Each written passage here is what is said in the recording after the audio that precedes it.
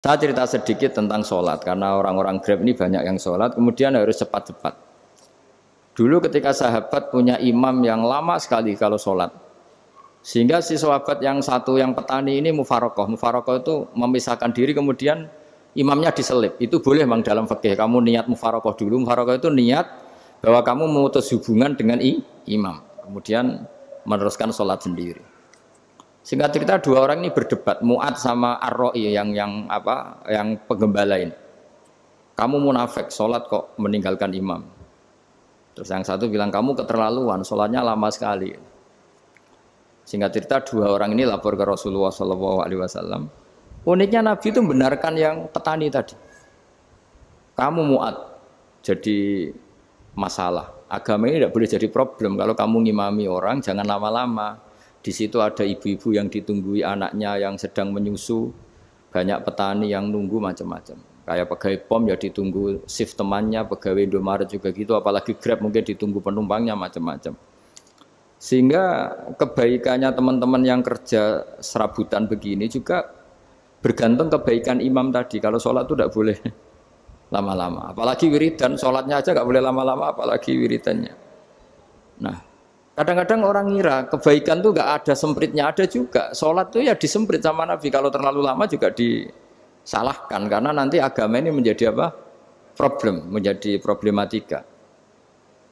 Nah, termasuk kebaikan kita ketika membolehkan ya atau mentoleransi atau mendukung pekerjaan mulai Grab dan lain-lain adalah agama ini rahmatan lil alamin.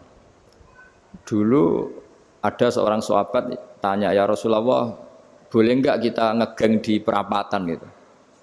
Kata Nabi, ya jangan kalau bisa. Tapi kita harus natahaddasannya itu tempat kita jagungan di perapatan, di tempat-tempat umum lagi, di halte, Terus kata Nabi, enggak apa-apa, tapi fa'atut thoriq haqqaha. Kamu harus memberikan hak jalan itu. Apa hak jalan itu? Satu, kamu amar ma'ruf, kalau bisa ya nahi mungkar, kemudian bikin suasana orang lainnya menjadi aman. Nah ini yang catatan.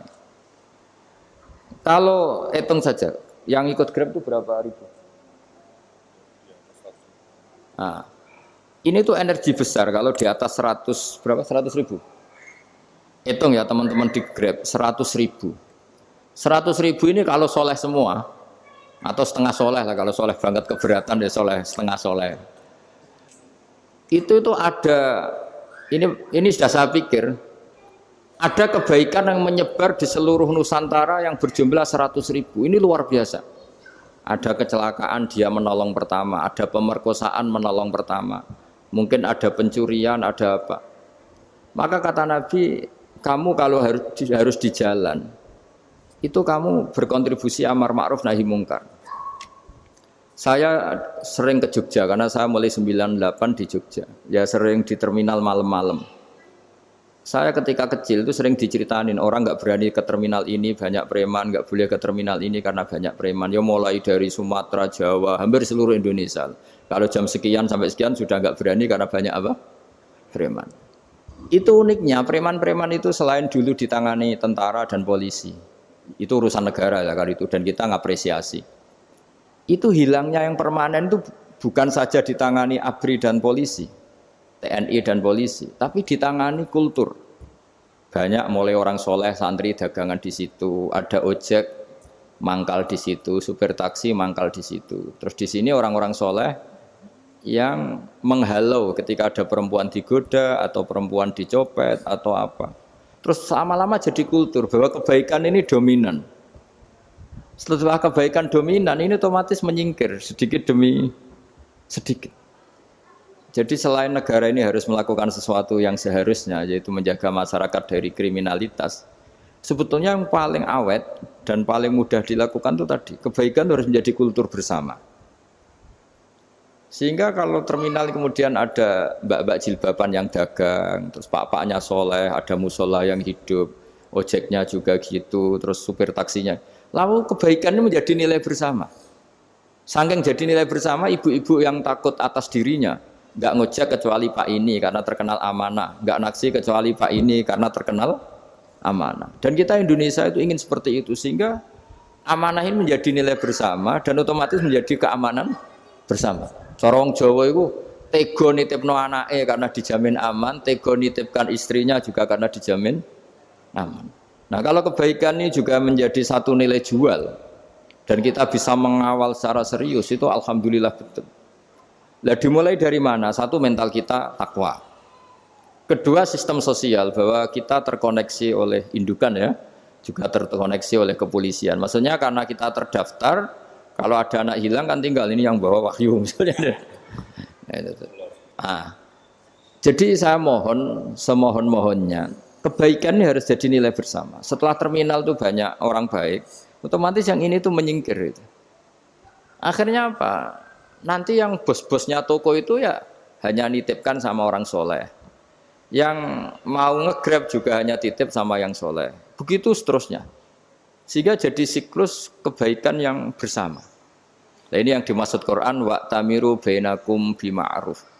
Iktimar itu namanya urusan bersama. Ya saya ulang lagi ya. Jadi orang Arab kalau bilang iktimar itu urusan bersama. Sehingga bahasa Arabnya konferensi besar itu kalau di NU disebut apa? Muktamar. Muktamar itu menjadikan urusan publik dirembuk, itu namanya apa? Muktamar. Nah, di antara kebaikan yang diinginkan Islam itu wa'tamiru bainakum bima'ruf. Urusan kebaikan ini menjadi urusan apa? Bersama. Ya saya contoh itu kecil saya itu mesti dikandani sama orang-orang tua, jangan di terminal ini sampai jam ini. Jangan di perapatan ini ketika sudah jam begini. Tapi barokahnya orang soleh bertebaran di mana-mana itu. Yang tukang grab ya di mana-mana, yang penjaga toko ya banyak yang soleh, yang ngojek, yang macam. Sehingga di terminal itu nyari tempat sholat ya gampang, cari tempat duduk ya gampang, nyari orang amanah ya gampang. Bahkan lama-lama yang nggak amanah ini nggak laku. Dan ini yang kita inginkan. Dan ketika nggak laku, akhirnya dia kalau ingin laku harus amanah. Atau ingin laku harus tobat. Nah agama ini urusan bersama sehingga Allah mengistilahkan wa'tamiru bainakum bima'ruf.